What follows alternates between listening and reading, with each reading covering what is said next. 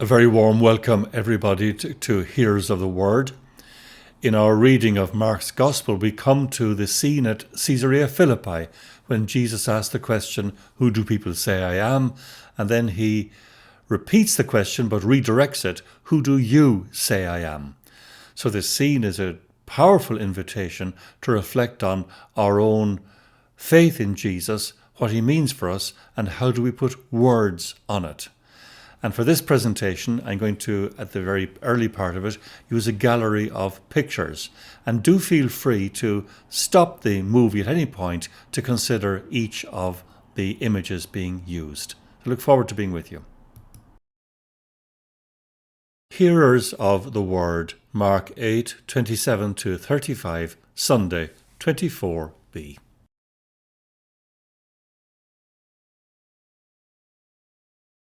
The presentation this time will follow the following sequence: an introduction, then a gallery of pictures, a picture about geography, and then a problem about the predictions of the Christ.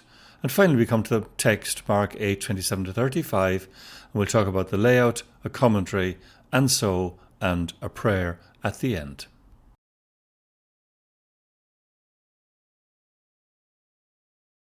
Now we come to a gallery of portraits of Jesus, and the purpose of the gallery is to shake things up, to make us reflect again on what kind of image of Christ we carry from our tradition or from our experience.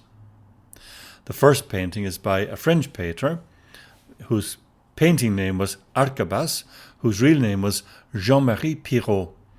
And he died in 2018 and did many frescoes around churches in France mostly. And here's one of Christ. And very often in his pictures there's a cross, gold or black, in the background, as here.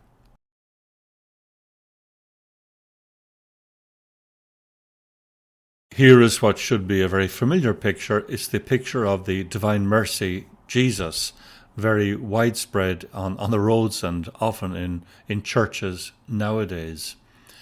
To me, it's an example of quite static devotional art, which hardly challenges, but just reminds you of previous piety.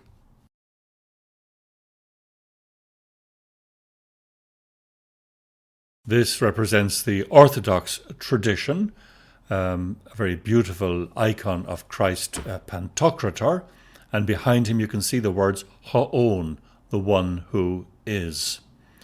Again, of course, being very traditional in its approach, it can be quite static and leave one unmoved at a spiritual level. But the painting can also be very beautiful, as we see.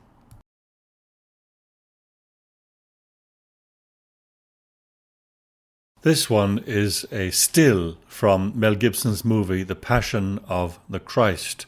As you can see from the picture, it emphasizes a great deal the physical suffering of Jesus, so quite a gory representation, relatively untraditional in the first 1,000 years of Christianity, but a type of image that became popular in the Middle Ages.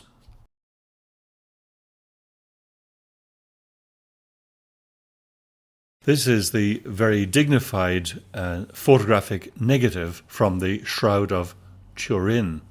A very noble face, as you can see. Perhaps the only difficulty is it is certainly Caucasian, which Jesus definitely wasn't.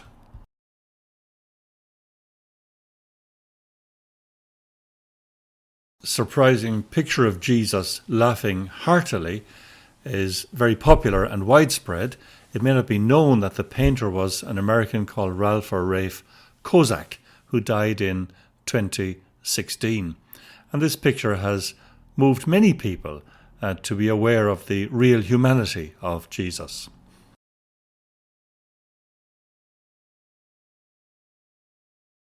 This surprising picture is a mock-up of a face created from a skull from the 1st century AD in Palestine.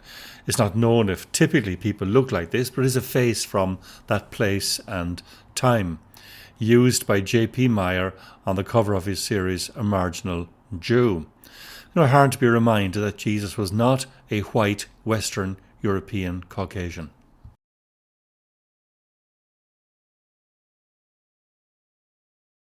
Here's a painting by another French painter, Georges Rouault, who died in 1958. His art was very inspired by his Christian faith, and he made many portraits of the Passion of Christ, or Jesus' suffering, of which this is one. You can look him up on Wikipedia and see many more examples.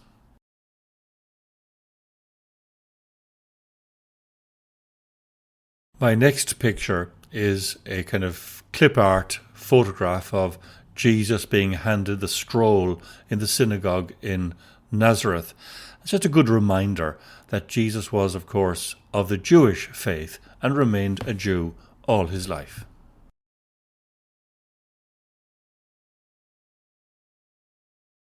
Here we have a more edgy image by Bansky.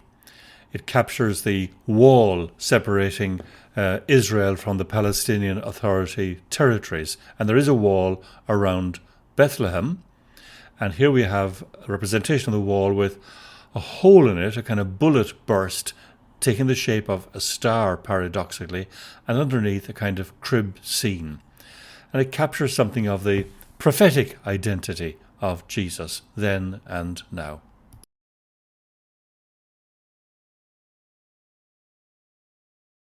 And lastly, here's a picture by the German priest artist Sieger Köhler, who produced a huge number of paintings, always rich in symbolism. And here's one of the storm at sea, but in the forefront we have Jesus taking the hands of Peter. So very powerful painting.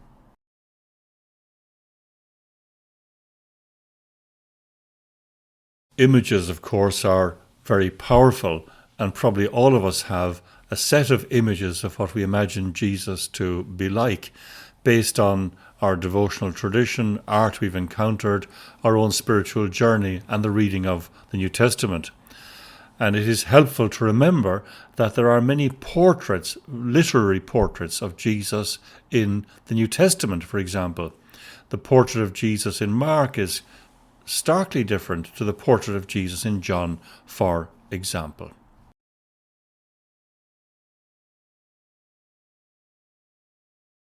At the center of today's gospel story is the question, but who do you say I am? And the answer by Peter, you are the Christ. Now there's a bit of a problem with this Christ word from the Old Testament. The word Messiah, Mashiach, anointed one, or Christ, is used in the Old Testament of kings, priests, and prophets. There are no clear prophecies of a Messiah in the Hebrew Bible, with the possible exception of Daniel 9:25-26, as we shall see. And this information is often a surprise for people, because we tend to agree with Luke, was it not ordained that the Christ, and so on.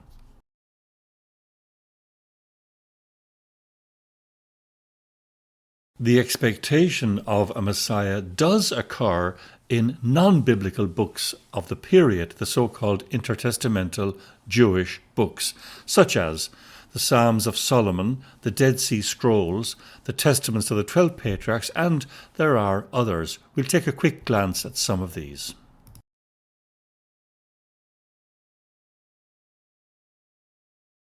So here are some concrete examples of expectations of a Messiah before the time of Jesus. In the Psalms of Solomon, number 1732, we read, "And he shall be a righteous king, taught of God over them. And there will be no unrighteousness in his days in their midst, for all will be holy, and their king the Lord's Messiah." Also material found in the Psalms of Solomon, number 18. In the community rule of the Dead Sea Scrolls, we read, "Those who live by these rules in the era of wickedness until the appearance of the Messiah of Aaron." That's in the Dead Sea Scrolls, and many references you can see. In one of the Testaments of the 12 Patriarchs, the Testament of Reuben, we read, "It is for this reason that I command you to give heed to Levi, because he will know the law of God, and will give instructions concerning justice and concerning sacrifice for Israel until the consummation of times. He is the anointed priest of whom the Lord spoke." And you can look up these documents in Wikipedia and find out little information about them, but it does give a flavour of expectation, very varied expectation at the time.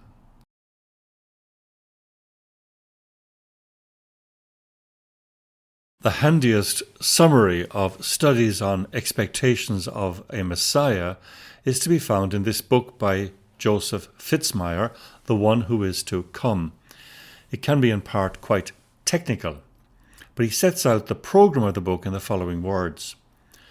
My concern then will be to let the Old Testament use of Mashiach and its teaching about the continuing Davidic dynasty reveal their developing senses from the pre-exilic period to the exilic and post-exilic periods of Palestinian Jewish history, so that the reader can see how, in the course of time, the concept of a Messiah as an awaited or future anointed agent of God in the narrow sense gradually emerged in Israel, then how it was used in post-biblical Jewish writings in pre-Christian times, and then how it was taken over by the early Christians who wrote the Christian scriptures, and then how it continues to develop in Jewish writings after the New Testament. So a very comprehensive survey of all relevant material.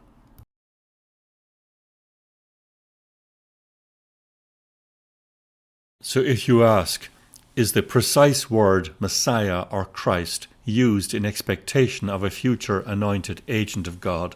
In general, the answer is no, although there is an expectation of God's fidelity to the house of David and so on.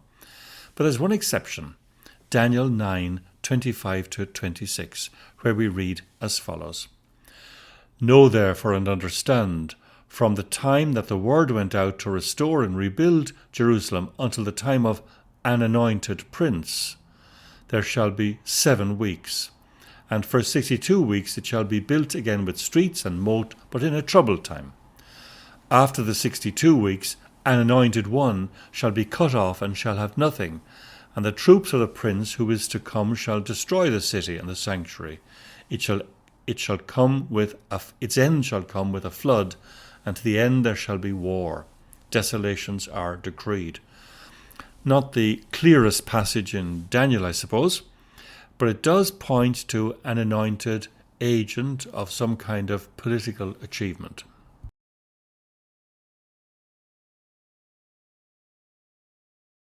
Here's a quick reminder of where Caesarea Philippi is. There were 2 Caesareas. There was Caesarea on the coast, Caesarea Maritima, and here Caesarea Philippi. As you can see, it's quite far north. It doesn't say in the Gospels that Jesus actually got there, but was on the way there and in the villages nearby and so on. It was a centre for the imperial cult and for the god Pan, hence perhaps the association of identity with that place.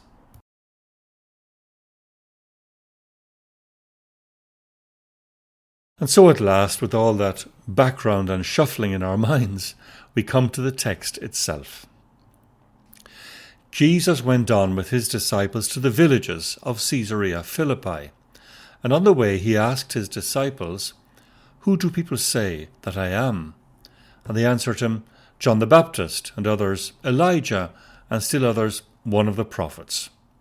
He asked them, "But who do you say that I am?" And Peter answered him, "You are the Messiah." And he sternly ordered them not to tell anyone about him.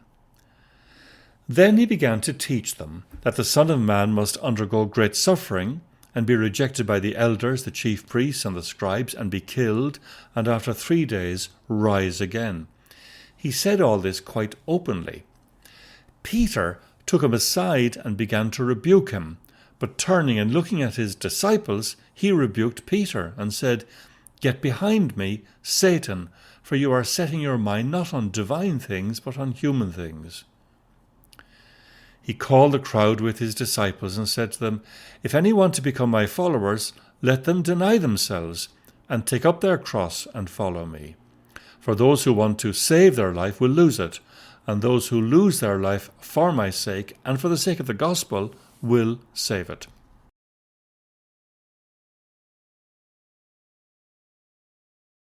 The location of this story in Mark's Gospel is highly significant.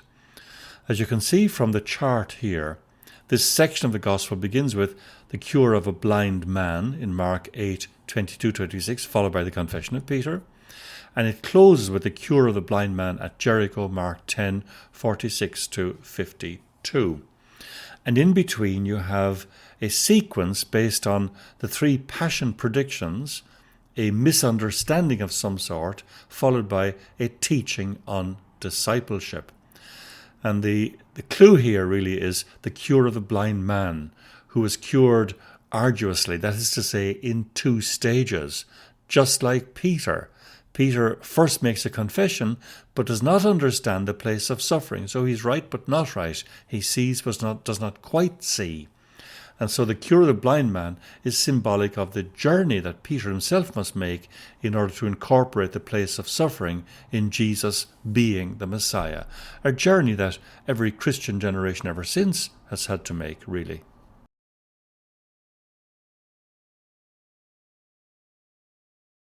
And so we come to our commentary, which we'll do paragraph by paragraph. Jesus went on with his disciples to the villages of Caesarea Philippi, and on the way he asked his disciples, "Who do people say that I am?" And they answered him, "John the Baptist, and others Elijah, and still others one of the prophets." He asked them, "But who do you say that I am?" And Peter answered him, "You are the Messiah." And he sternly ordered them not to tell anyone about him. So as we saw, Caesarea Philippi was a centre of cult associated with the emperor, hence the name, and may trigger the question of the identity of Jesus. We are on the way, but this is never simply a road, tarmac. This is the path of the gospel. The disciples give a fairly traditional set of potential answers, that he's John the Baptist resurrected in some shape, that he's Elijah returned, or one of the prophets of old. And they're like the blind man who sees partially but not accurately. And the question is then repeated but also redirected. Who do you say I am? And here we have Peter's response in the simple form, unlike the complicated form in Matthew's Gospel. You are the Messiah, you are the Christ. The answer, of course, is correct. That is who Jesus is. But Peter's grasp of the meaning is not at all adequate, as the next scene makes clear. The warning to keep silent is part of the Markan messianic secret motif, which occurs every so often in the Gospel itself.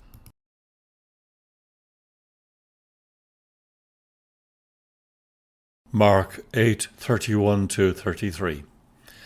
Then he began to teach them that the Son of Man must undergo great suffering and be rejected by the elders, the chief priests and the scribes, and be killed, and after 3 days rise again. He said all this, logon, quite openly, paresis. And Peter took him aside and began to rebuke him, but turning and looking at his disciples, he rebuked Peter and said, "Get behind me, Satan, for you are setting your mind not on divine things, but on human things." There are 3 passion predictions, and it is usually thought that these have been kind of strengthened in the light of what happened, what's called in the technical books a vaticinium ex eventu. It's not that Jesus could not foresee what was happening. The pattern of the prophet's identity would certainly have helped. But in retrospect, the details have been made clear or firmed up in light of what actually happened. Then we have the first of 3 misunderstandings on the lips of Peter, and he has the nerve to rebuke Jesus. And then Jesus rebukes him with very severe words, calling him Satan. But the "get behind me" is very interesting. This is not a very strong way of saying "go away." Instead, it means take up your place as a genuine follower behind me. And it's clear that the suffering of the Messiah was a problem for at least some in Mark's community, probably because they were suffering a great deal themselves and didn't know what to do with this persecution during the Jewish war.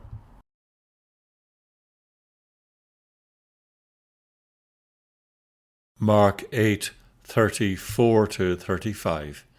He called the crowd with his disciples and said to them, "If any want to become my followers, let them deny themselves and take up their cross and follow me. For those who want to save their life will lose it, and those who lose their life for my sake and for the sake of the gospel will save it.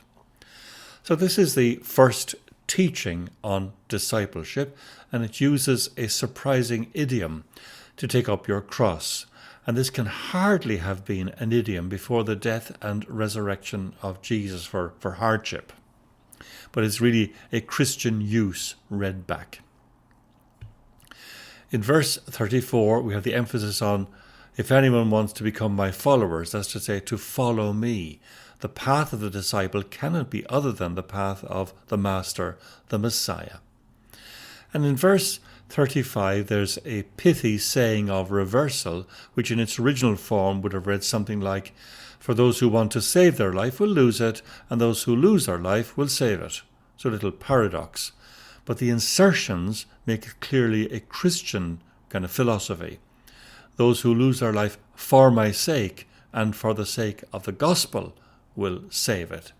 In other words, the experience of suffering undergone by the Markan community is for them a participation in Jesus' own saving suffering.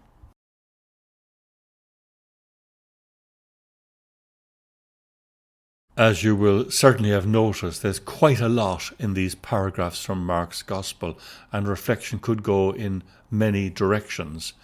Perhaps for us today we could start with the question, who is Jesus for me and for us as a community of faith? How do we understand it? What words would we put on it? And it's no harm to remember that part of Mark's teaching is an answer is not an answer, but the beginning of a process when we grow into the experience of Christ and grow into our understanding. And in Mark's view, following Jesus, getting behind him in that literal sense, will certainly entail embracing some kind of suffering, in the conviction that Jesus' own suffering was part of his being Messiah, and our suffering will be a share in his suffering, and so in its own way somehow saving. We keep in mind that at the time of writing, the deaths of Peter and Paul had occurred just a few short years before under Nero in Rome, after the fire of Rome. And at the time of writing, the Jewish war was going on. So they were facing tremendous suffering and the cost of discipleship.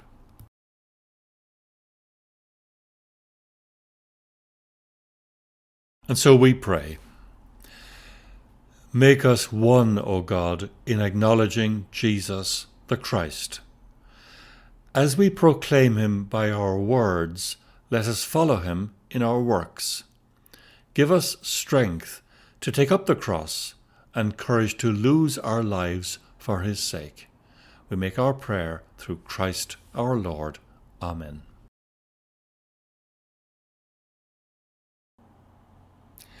So thank you very much, everybody, for joining in this presentation on the story of Jesus and Peter at Caesarea Philippi. I hope the images worked in shaking up the variety of images we do carry around in our own heads from our different experiences. And I hope it also was a good reminder that in the New Testament, there's a whole series of images of what Jesus is like, literary, theological images.